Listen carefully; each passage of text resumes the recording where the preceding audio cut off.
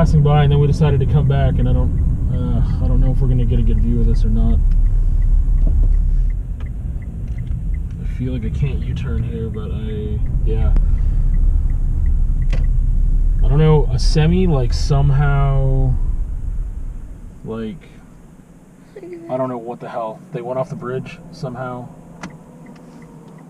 We're gonna turn around right now. That truck's not moving anyway. And like everything fell out. Yeah. So Emma wants to climb this, and we figured she could just stand on my seat.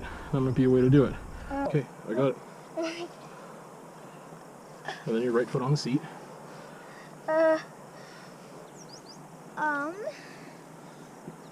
Now if you hang there for a second while I move the bike out of the way, then I can give you a boost with my hands on your feet.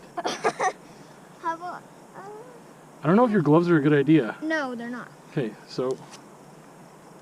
Okay. I mean, if you have to drop, but I'm... Okay.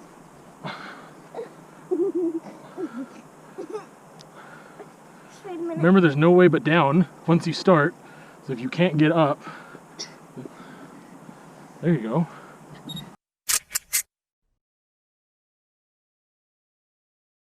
It's not... Okay, let me just find a way to get it.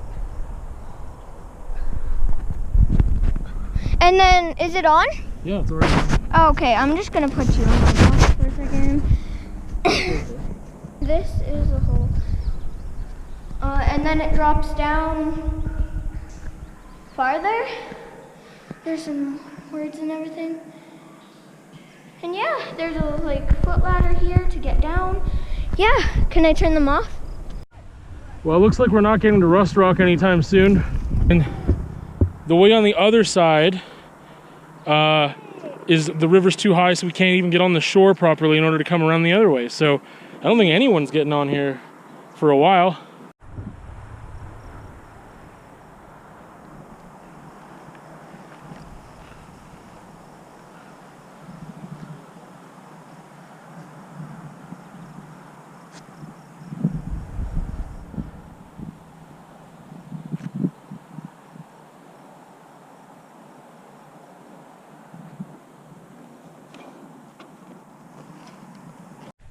Well, a case of be careful what you wish for. It has been raining for a long time now. Lethbridge, Coaldale, Tabor all basically got rain overnight, and it just continued and continued. It's a little before 9 in the morning right now, and still trucking. So besides the fact that I won't be riding my bike today, I don't know if we'll get on a trail tomorrow either. Hopefully it doesn't rain again, whenever this stops. Hopefully it doesn't rain again before Wednesday, because I'd really like to get some riding done Wednesday. But rainy studio day, here it is. A couple quick things on my little drive here. I'm going really out of my way to get some lunch, which is a testament to the quality of food at Mucho Burrito, I guess, because I could just walk across to the mall and get some food, but I want something that feels a little more, dare I say, healthy than, you know, getting Taco Time or KFC or whatever. Mucho Burrito just feels cleaner. It feels like cleaner food, not as processed, not near as greasy, etc. as my options in the food court. I thought about getting a pita too, but man, I had Mucho Burrito the other day, last week, and I'm craving that in one of their non-alcoholic sangrias that tastes amazing. So I'm gonna go all the way there and just get some takeout and head on back to the studio to consume. But on my way, I thought I would also talk about the studio, because I am going to show you later in this vlog that I have made some changes, and they're incidental changes that came about because Randy and I were looking at options as to maybe moving studio spaces, to share a studio, a bigger space somewhere else. There were some vacant spaces nearby at a very, how should I say this, coveted spot at the McNally Studios that used to be a school, and they have these old classrooms, hardwood floor, just like amazing spaces. but they will not at this time provide some of the things that I need and some of the things that we need. They are more suited to her than me. I cannot use spray paint there, which is odd, seeing as how they have a brand new, as they reminded us, $140,000, I believe is the figure they threw at us, air filtration system, and they have windows that open. So one of the things that my studio is missing is amazing natural light, this huge window, but I can't open my window. And if I am spray painting, I kind of have to pick and choose when I spray paint, because it will kind of waft out into the gallery, and if there's people that are going to be there, whatever, right? And the thing is that I can never tell when my landlord, who has an office right next to me, is going to be there or not, because he's there sometimes 7 days a week at all hours. And I mean, the smell doesn't bother him unless he comes out into the gallery, and then he's only concerned about other people later. So generally, if I'm going to spray paint, I would normally spray paint in the evening, because even on a weekend such as today, I mean, in the morning, he's there right now.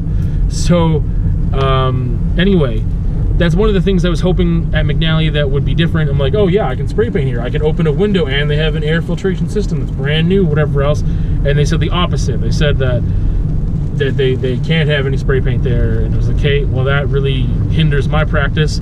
I could spray paint outside, but day like today is raining and cold and whatever else. I can't control the elements outside. There's some other things, like there's a dance studio there with little kids, and there's no soundproofing at all, so there's always going to be noise. I would like to play my music as loud as I would like to, and I probably wouldn't be able to do that because of having neighbors.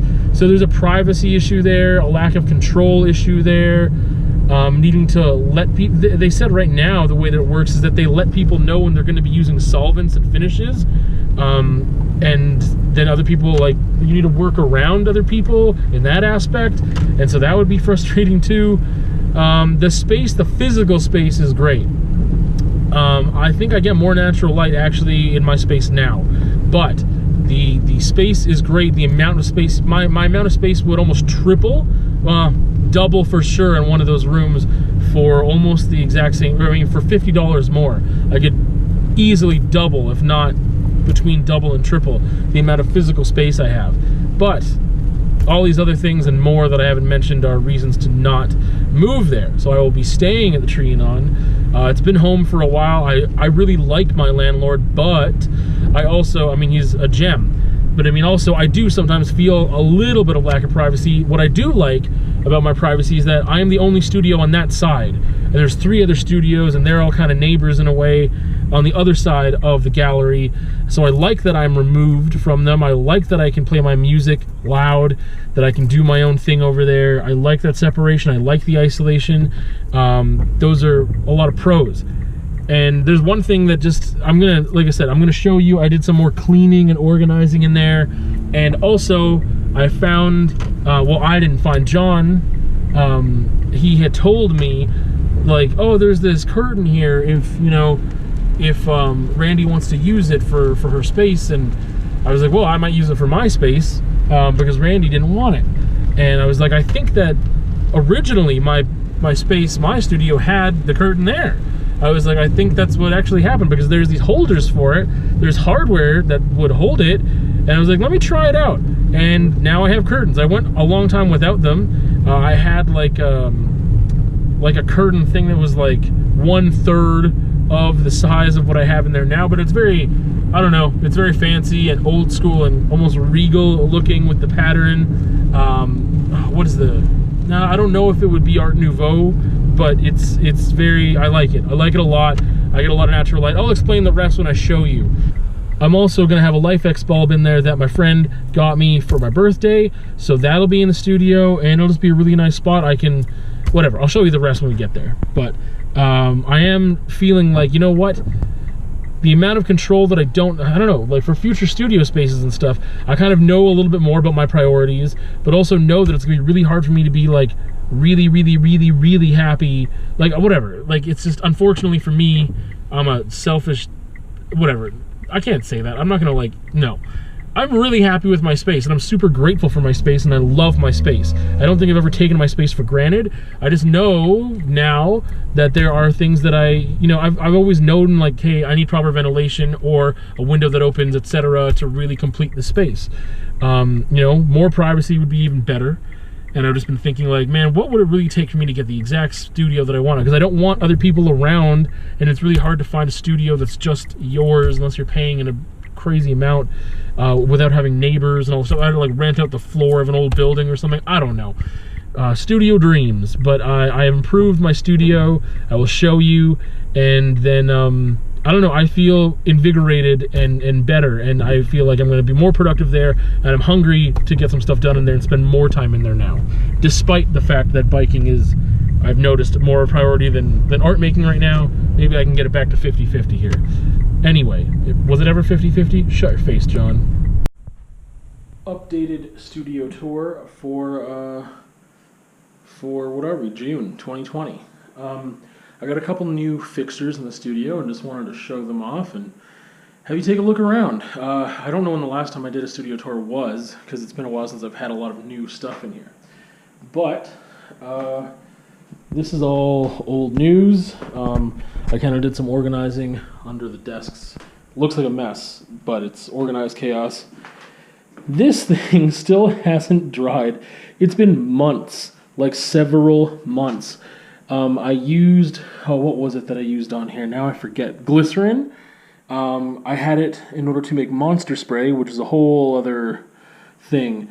And I really like this piece, but it's like kind of months old, except that it's not dry, so I can't put a finish on it.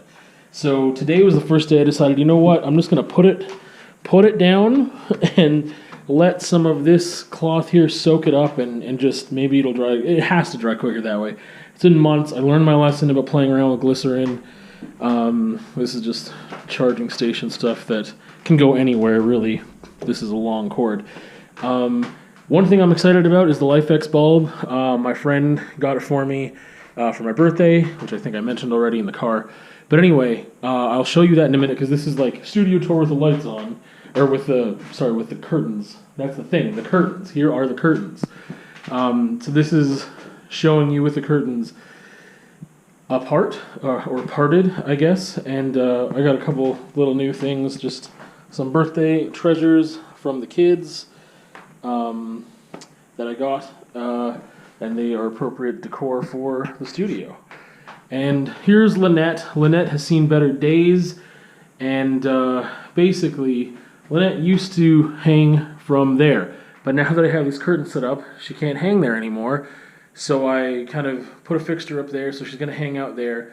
The good news is, which you will see when I close the curtains, that there is enough natural light coming through the top, and it still, depending on the time of day obviously, still hits her pretty well.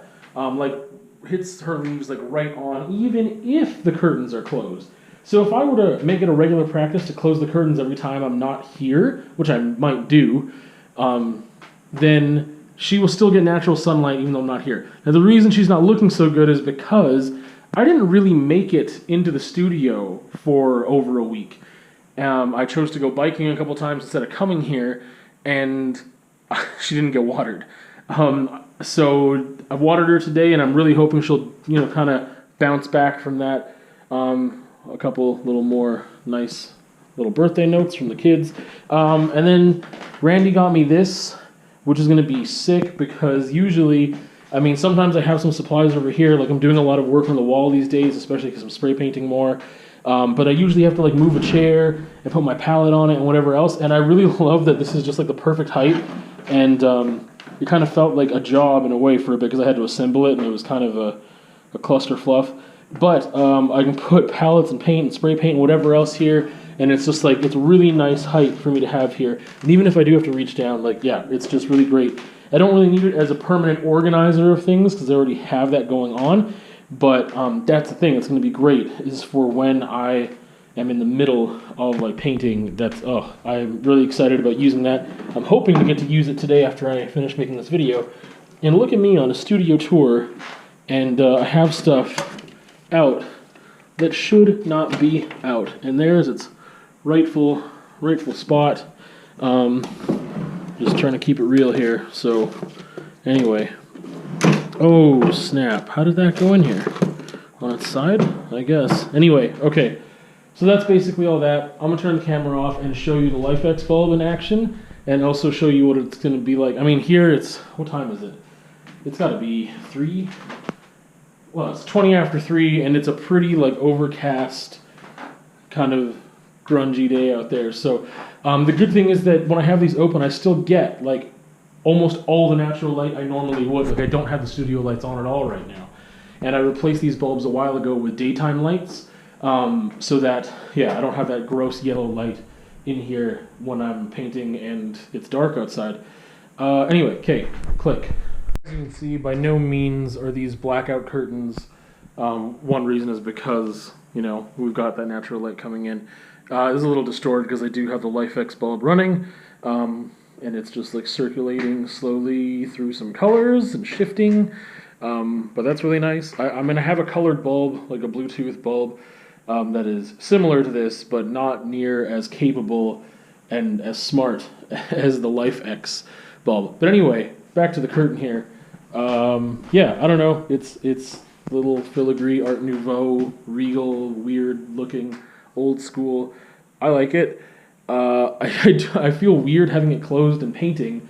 I think at night I would have it closed because it's dark anyway. The thing is that during the day, people from the street can't really see up here that well. Like, there's a lot of glare from the glass and stuff. But at nighttime, it's like you can see up here easy, like clear as day when I've got a light on, obviously. So I think that, man, it looks so weird in here with the LifeX bulb going and this weirdness. But this is what it's like closed. So I think I might just keep it closed when I'm not here, and then at nighttime, I can't think of a time I'm ever going to be here at night again. Honestly, it's weird, but I just never get to be here in the evenings when it's dark. Like, because now it's summer and it gets dark way later, and I'm just not here for that. Anyway, that's that. I guess I could turn like the regular lights on so you can kind of see that a little better. Yeah, I don't know. It just kind of, it's just something that's new, along with like some other features that have been added. Let's hope that there's some growth from Lynette over there, even though it's not ideal, but whatever. Yeah, I just feel a little more positive and rejuvenated about my space, and I have kind of scheduled ways to get here a little more during the day, and be a little more productive, and we'll see what happens with that. So I am looking forward to it. On my way to Tabor once again. Been a couple weeks, but I got time. The weather is right, cooperating. Everything seems to be gravy right now. So yeah, on my way to Tabor, almost there, and gonna get some riding in. Gonna try a couple new trails that they should be pretty chill from just the area that they're in, and just gonna explore a little bit. I kind of thought that these trails were further away than they were, but all the trails are just kind of in the same area. So anyway, that's what I'm going to go do right now. Give you a little more tomfoolery in Tabor, just some highlights of whatever riding went down here. Eventually, I would like to, you know, make some raw rides of just like a specific trail, or I guess it'll be more like linking certain trails, but I definitely have more exploring to do. Other than today, I mean, like, there's not like a lot of trails, but there's a decent amount of trails, and I mean, there's some that are like right next to each other that are slight variations and different, so I want to give them all a shot and kind of go from there. Anyway.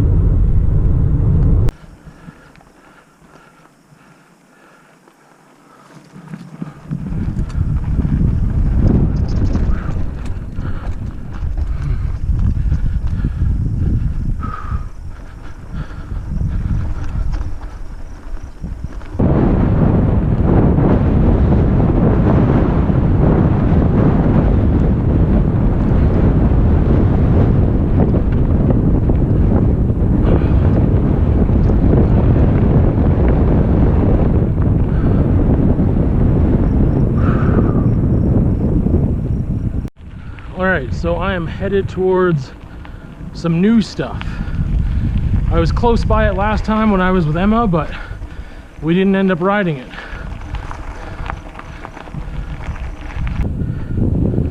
Holy smokes.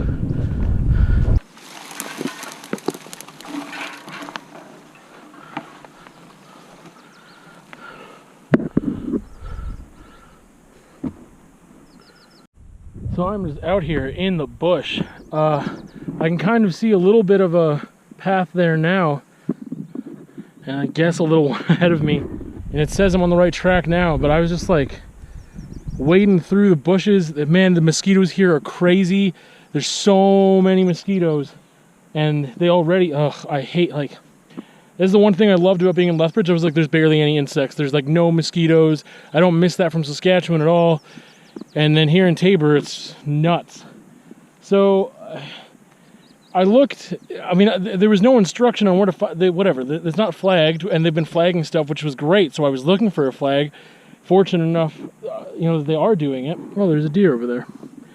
But yeah, I wanted to make a loop, and I wanted to take this trail specifically to start this loop off, and just couldn't find the darn thing. And then I looked, because sometimes people have like trail instructions, like whoever like makes the trail, like I mean on Trail Forks, like puts it down, I guess, records it, and then publishes the trail. There we go. Not physically make it, but it said like, oh yeah, it's like kind of in some thick bush, but then you really get close to the river and some wildlife and whatever. So let's see what I can do here. I mean, it looks like no one rides this thing. The ride log, I think, said someone rode it May 5th, which is like a month ago, but it's rained a lot, and so it makes sense that there's, you know, greenery, but it looks like no one really rode it that much to begin with, if it just kind of like grew over like that. Anyway, let's try it out.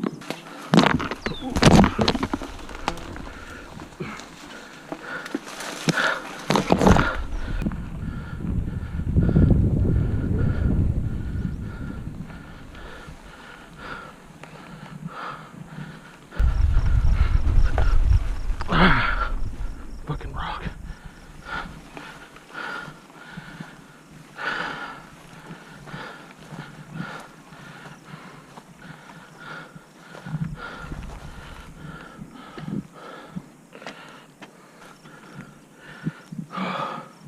I think I've got a flat. I think I have my first flat. It really feels like it.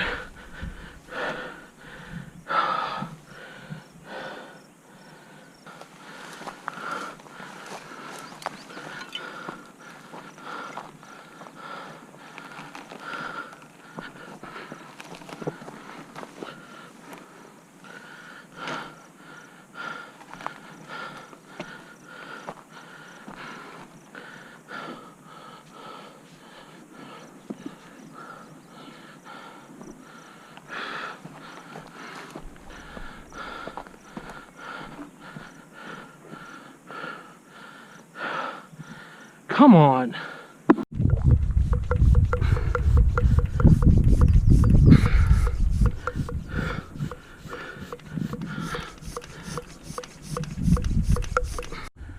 Well, it seems like this is the end of the road.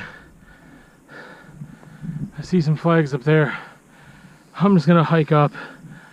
I don't even want to look at my Strava or my Trail Forks. I don't know, I spent like a half an hour trying to pump that tire, getting eaten alive. I'm having the worst time ever. There is seemingly a path here, but I just don't know if I can follow it anymore. I don't know. I'm exhausted. I think I just got to go straight up, because I just don't know. Like, if I can follow that all the way back, I should have just done it down there.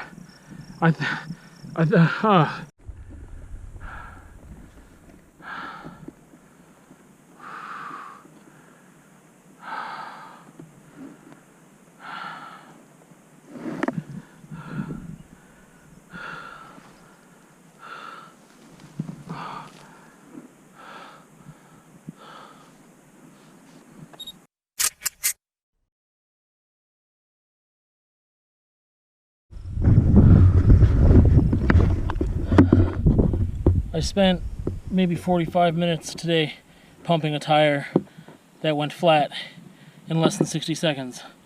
Hell yeah. Good news is I made another trail buddy. Willing to tow me in on some trails here. Bad news is I almost threw up. It's like kind of subsiding now.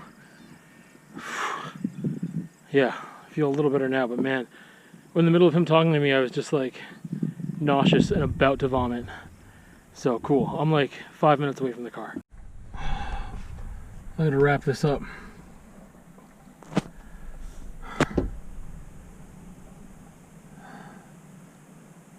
I'm about 10 minutes away from the car.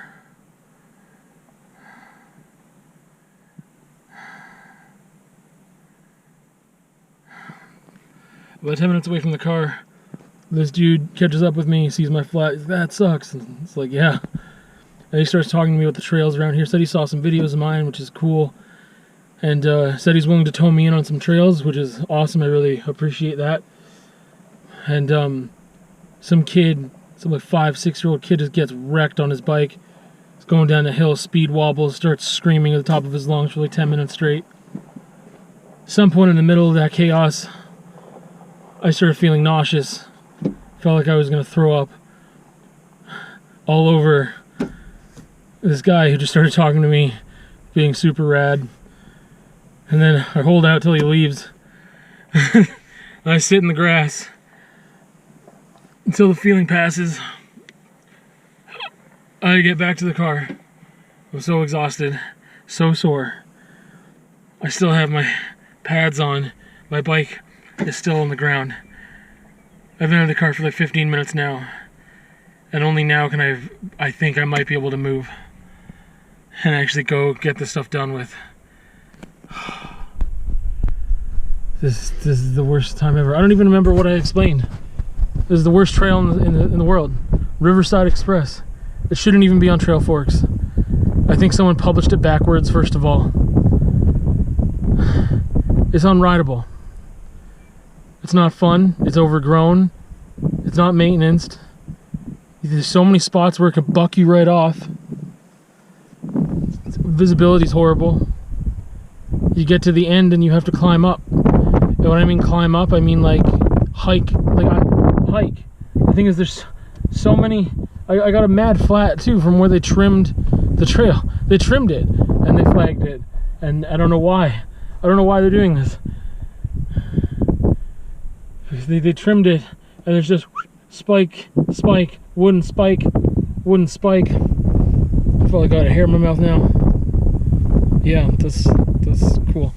Spike, wooden spike, wooden spike. I got a flat. I'm so exhausted. It's the worst day in the world. I hate myself and I want to die. Well, I've had better enough of biking for one life. Thanks, it's been fun. So it took me, I think, an hour just to get the tire off the rim. I could not unseat the bead. Like, I just couldn't, it just wouldn't happen. I had to look up some videos. People are using vice grips, people are using pipe wrenches. Obviously, I wouldn't have that trail side. So if I did attempt this yesterday, which I'm glad I didn't, that's the other thing, I didn't have service. So if I try to look up a video as to like, man, how do this is not coming off, like, I mean, the regular videos, like, oh, just use your hands, just do this, and it's easy, and no, it's not. Like, I had to step on it and pull, and pull, and pull, and pull, and pull, and then watch videos and try to do whatever, like, it was ridiculous. And then, so I was trying to look for where, a puncture might be, and I'm, like, pumping this up, and the air comes out immediately. It's because there are so many punctures. There's not just one spot. Like, there's tiny little, like, stabs everywhere from that trail that should not be. Anyway, we'll see what happens with putting a new tire on and seeing if it's as hard as taking the trying to seat it again properly. I don't know, I've never done this before. And I feel like never having done it before isn't necessarily the problem, but also, like, man, there's no way that, getting the tire off the rim should be that hard. That's ridiculous. So, I guess I'll bring this closer. It took me 3 hours to do what should take, maybe 10 minutes, which is to change the tire. I mentioned that flat that I got yesterday, and yeah, so I had to take the tire off the rim, which was incredibly hard. The bead is so tight on there, it's ridiculous. I just couldn't get it off. Obviously, being tight on there is a good thing when I'm riding, but I had to look up some videos and see what other people did when they couldn't get it off. People are using vice grips. People are using, what are they called? Pipe pliers and all this other stuff. And I was like, well, if I'm trail side and I need to fix this, that I can't do that. I don't have those tools, and whatever. So I found someone who was just stepping on the tire and just whatever. So I ended up getting it off finally. That took forever, and then getting the rest of it off was whatever, fine. Getting the tube off, replacing the tube, putting that back in there, and then trying to get the beads back on was really difficult too. I figured out now how I can do that easier next time. However, getting the tire off of the rim, like getting the beads to be unseated, is just so crazy difficult that I don't know if that'll get any easier over time or not. But yeah, darn near took me 3 hours. That's including like taking a break of just trying to like reef on it forever, and then also watching some videos and trying some other things. So I think this has pushed me to go tubeless, but I'll still always need this skill, and I'll need to carry a tube with me in case when I'm going tubeless, if the sidewall gets like slashed open or something, then in order to get home, I better put a tube in there and then carry on. Hopefully it's not. That's the thing about doing stuff like this, or if my chain breaks and trying to figure out how to replace the chain real quick. I'll get better with practice, but it's not something that I want to happen often enough that I need to practice over and over again to do it really well. So I don't know. Anyway, that's that. I will say, I'm happy that I got it on there and everything seems to be fine. I haven't ridden it yet. Everything seems to be okay. It seems to be seated properly. But taking 3 hours to do it, obviously not super happy about. Happy that I did it. Feeling a little bit accomplished, but holy crap. But it just shows you that it's on or something. So this is day 2 of mosquito bites. You turn because I want the light on you. They weren't that itchy yesterday, and so I was hopeful, but today they are crazy itchy. And I'm like a person who can usually leave an itch and it'll go away, but this is something else. Anyway, that's enough gross mosquito bites. That caps off the vlog for this week. I think I'm finally gonna get a review or something extra in other than conversation and vlog, and I guess I've been doing raw rides, but yeah, I do have a conversation up about sharing is caring and why that's a dumb thing to say. So that's up there, and then this vlog, so we'll see you on another time.